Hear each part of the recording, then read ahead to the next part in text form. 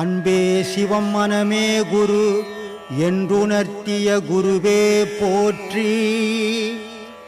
சத்தும் சித்தும் எதுவென்று உணர்த்திய குருவே போற்றி.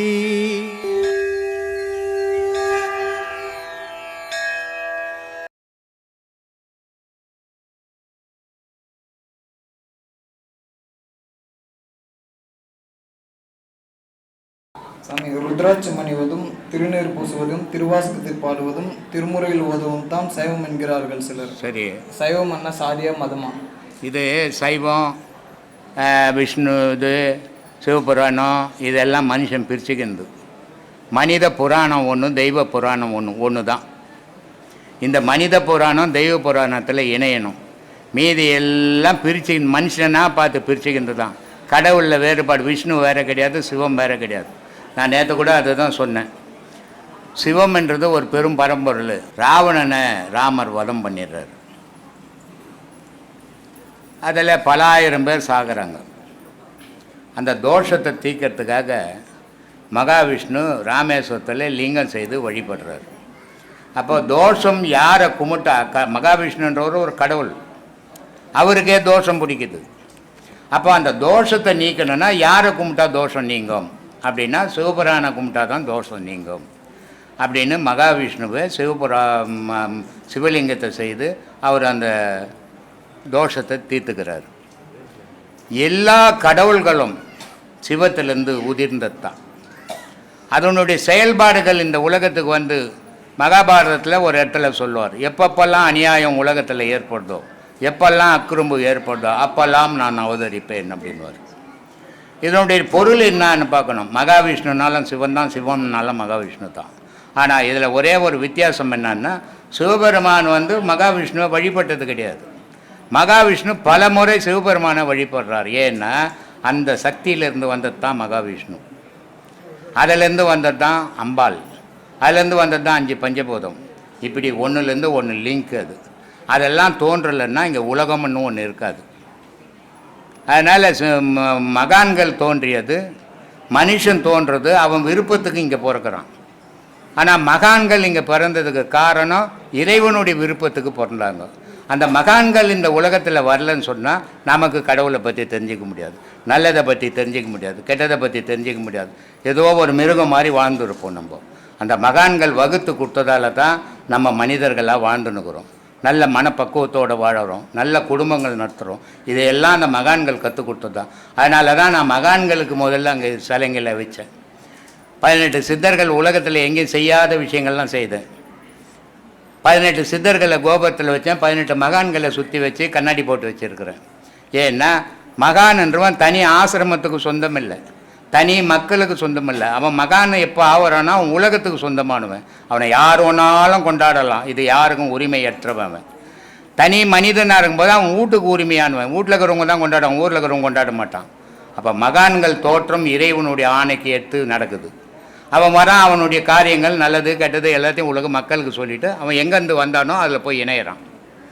அதுதான் இணையிறது தான் சிவம். எல்லாத்தையும் அணைச்சிக்கிறது சிவம், எல்லாத்தையும் அனுப்புறதும் சிவம். சிவம் தான் ஒரு கடவுள் தான் உலகத்தில். சொல்லு சாமி. இறந்த பின் உடல் தானம் செய்கிறாங்க சாமி, அது தர்மத்தில் சேருமா சாமி? இறந்த பிறகு தானே பண்ணுறாங்க. அப்புறம் அத்தா என்ன போனேன், நான் இருக்கும்போது 2 கண்ணை கொடுத்துட்டு வந்துடு, அதான் தானம். நீ செத்த பிறகு எவனா வந்து நோண்டும் போது உனக்கு தெரிய போகுது இல்லை, அது ஒன்றும் தானம் ஆகாது. அவனா கொள்ளாச்சுன்னுக்கிறான்னு அர்த்தம். அது முன்னாடி எழுதி வச்சிடும். உதவாத கண்ணாகி போச்சுன்னா என்ன பண்ணுவேன்? கந்தானா நான் கொடுத்துட்டேன், நாளைக்கு என்ன ஒரு அடிப்பட்டு என் கண்ணு போச்சுன்னா எடுத்துப்பேனா? அப்புறம் எதுக்கு அது கந்தானம் கொடுக்குறது? உயிரோடு இருக்கும்போது 2 கண்ணுக்கு இது ஒரு கண்ணு எடுத்துக்கப்பா நீ அப்படின்னு சொல்லிட்டீங்கன்னா அந்த கந்தானம் ஆகிடும். நீ தானம் பண்ணன்னு அர்த்தம். நீ செத்த பிறகு இது எதை எடுத்து என்ன பிரயோஜனம்? உதவாத பொருள் யாருக்கன்னா உதவட்டோன்னு எடுத்து வைக்கிறான். அது என்ன பெரிய விஷயமா? அதை பெருசாக பேசிக்கிறான் உலகம். போட்ட விடு. நல்ல வேலை போ. ஆத்மானசாமி. நான் ஆரணியிலேருந்து வரேன். என் பேர் முனுசாமி. அதான் நீங்களே சொல்லிட்டுங்க. நான் கேள்வி ஒன்று கேட்கணும். அது சாதாரணமாக இருக்கும், ஆனால் பெரிய கேள்வி. அது ஒரு மனுஷன் எப்படி சாப்பிடணும்? பட்டினத்தார் ஒரு இடத்துல சொல்கிறாரு, நாய் போல் உழன்று நரி போல் திரிந்து பேய் போல் திரிந்து. நான் எப்படி இருக்கணும்பா? பசி, ஒரு வேளை சாப்பாடு கிடைச்சதுன்னா நாய் சாப்பிட்டு இன்னொரு வீட்டு வேலைக்கு போய் சாப்பிட போகுமா? சாப்பிட போகுமா சாமி? அன்னைக்கு தீனி கடிச்சிச்சின்னு அப்படின்னு போய் ஓரமாக போய் பார்த்துக்கும். அதே போல் உன்னோட பசியை அடக்கிறதுக்கு சாப்பாடு கிடச்சிட்டா சாப்பிட்டுட்டு நீ அடுத்த வேலைக்கு போகணும். ஆஹா, மகாராஜா மாதிரி சாப்பிடணுன்னு ஆசைப்பட்டு தட்டில் இதெல்லாம் வயிற்றுக்குள்ளே போகணுன்னு ஆசைப்பட்டா நோய் நொடி வரும். அப்போ யாரை மாதிரி சாப்பிட்ணும்? ஒரு பிச்சைக்காரன் எப்படி சாப்பிடணும் அந்த மாதிரி சாப்பிட்ணும். சாப்பாடு விஷயத்தில் எது கிடைக்குதோ அதை சாப்பிட்ணும். குறைஞ்ச அளவில் தான் கிடைக்கும். பிச்சைக்காரனை தட்டு தட்டாக கூட போகிறாங்க.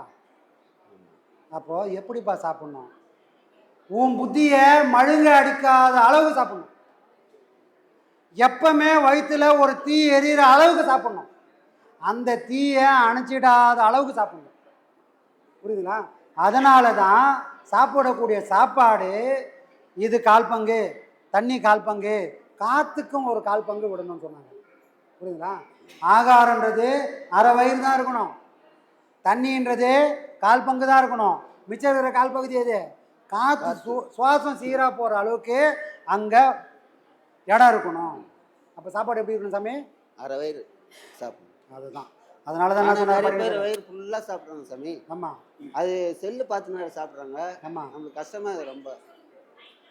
செல்லு வந்து பார்த்துன்னு அது சாப்பாடு ஒரு பொருட்டாகவே நினைக்க மாட்டாங்க. ஐயா சொல்லுவார் சாப்பாடு தான் கடவுள்னு. ஆனால் அந்த சாப்பாடை கண்டுக்கவே மாட்டுறாங்க. ஒரு தவளை தூக்கி போட்டால் கூட சாப்பிட்றாங்க.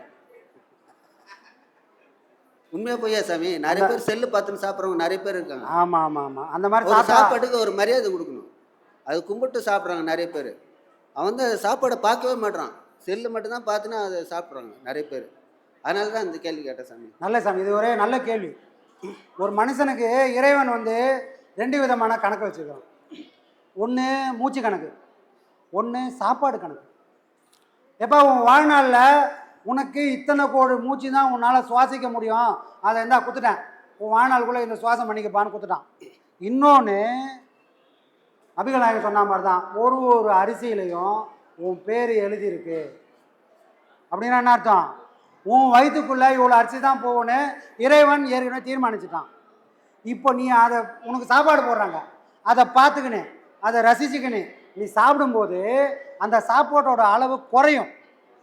நீ எதையுமே பார்க்காம கண்ணை மூடிக்கின்னு எதையோ ஒன்று பார்த்து நீ ஏற்று போட்டேன்னா அளவு தெரியாமல் நீ சாப்பிட்டேன்னா உன் ஆயில் எங்கே குறையுது? உனக்கு ஏற்கனவே எடுத்து வச்சிட்டான். இத்தனை கோடி சாப்பாடு தான் அரிசி தான் உன் வயிற்றுக்குள்ளே போகணும்னு எடுத்து வச்சிட்டான். நீ அதை பார்க்காம அதை ரசிக்காமல் உன் கண்ணை மூடி சாப்பிட்டு காலி பண்ணிட்டேன்னா கடைசியில் என்ன ஆகும்? சுகர் வந்துடும், படுத்த படுக்கை ஆகிடும். இப்போ உனக்கு சாப்பாடே இல்லாத ஒரு நோய் நொடியோடு நீ போவ. அப்படி போனால் என்ன ஆகும்? சாப்பாட்டுக்கு பதில் டாக்டர் என்ன பண்ணுவார்? ட்ரிப்ஸ் மட்டும் தான் ஏற்றுவார். ஏன்னா ஏற்கனவே இறைவன் கொடுத்ததை நீ செலவு பண்ணிட்ட. செலவு பண்ணதுனால இருக்கக்கூடிய வாழ்நாள உன்னால் அதை அனுபவிச்சு சாப்பிட முடியாது. நிறைய பேர் சுகர் அதனால தான். அதுதான். அனைவருக்கும் பக்தர்களுக்கும் சீடர்களுக்கும் ஆத்மா வணக்கம். ஆத்மா வணக்கம் சாமி. ஆத்மா வணக்கம் சாமி. எங்கேருந்து வரீங்க? யார்? உங்கள் பேர் என்ன? என் பேர் முருகன், முருகன், தென்காசி மாவட்டம், சங்கரங்கோவில், அழகாபுரி ஜமீன் என் ஊர். இங்கே வராதுக்கு முன்னாடி பல துன்பங்கள் பல துயரங்கள் ரொம்ப கஷ்டப்பட்டிருக்கேன். ரொம்ப ரொம்ப ரொம்ப சாகக்கூடிய நிலைமை கூட எனக்குள்ள மாற்றங்கள் வந்திருக்கு. ஆனால் நான் அதை அடையலை. அப்புறம் எனக்குள்ளே ஒரு மனசு ஒரு கேள்வி, ஏதோ ஒன்று இருக்குது, நம்ம கடவுள் நம்மளை வாழ வச்சுருக்கான் அப்படிங்கிற ஒரு ஆர்வத்திலே நான் வாட்டில் இருந்தேன். சிறுநீர் கல்லடைப்புனால 3 தடவை ஆப்ரேஷன் பண்ணி வந்தப்போ பயங்கர கஷ்டம். எனக்கு 3 பிள்ளைங்க நல்லா டிகிரியெல்லாம் முடிச்சிட்டாங்க. அப்புறம் தான் அந்த யூடியூப்பில் போயில ஐயா வீடியோ ஒன்று ஒன்றா பார்த்து தான் அதில் எனக்கு கொஞ்சம் தைரியமும் தன்னம்பிக்கையும் துணிச்சலும் பயங்கரமாக வந்தது. அதுக்கப்புறம் தான் இங்கே வந்தேன். ஆசிரமம் ஒரு நம்பரை ஃபோன் பண்ணி தர்மபுரியில் கோயில் ஐயாவுக்காக கேட்டிருக்காரு, அவர் நம்பர் கிடச்சி அதுக்கப்புறம் இதை பேசி அதுக்கப்புறம் தான் இங்கே வந்தேன். இங்கே வந்ததுக்கப்புறம் நான் பட்ட துன்பத்துக்கெல்லாம் இதுதான், அங்கே வந்து உட்கார்றதுக்கு தான் நமக்கு ஐயா அவ்வளோ துன்பம் கொடுத்துருக்காரா அப்படிங்கிற ஒரு துணிச்சலும் தைரியமும் எனக்குள்ளே நிறைய வந்துருச்சு. இன்னி அதிலேருந்து ரொம்ப விடுபட்டுட்டேன். எனக்கு ஐயா கிட்ட வந்ததுக்கப்புறம் ரொம்ப நல்லா இருக்கேன். நான் அதேமாரி இன்னொன்று, இங்கே இருக்கிற கேள்விகளுக்கும் பதில்களுக்கும் நம்ம ஐயாவுக்கு மட்டும்தான் இங்கே இருக்குது, வேறு யாருக்கும் இங்கே பவர் யாருக்கும் கிடையாது. அதை சொல்லணும்னு எனக்கு ரொம்ப ஒரு ஆசை. வேறு இங்கே யாருக்கும் அந்த பதில் இங்கே யாருக்கும் கிடையவே கிடையாது. தியாக ஐயாவை தவிர வேறு யாருக்கும் அந்த இது வரவும் வராது. ஆத்ம வணக்கம்.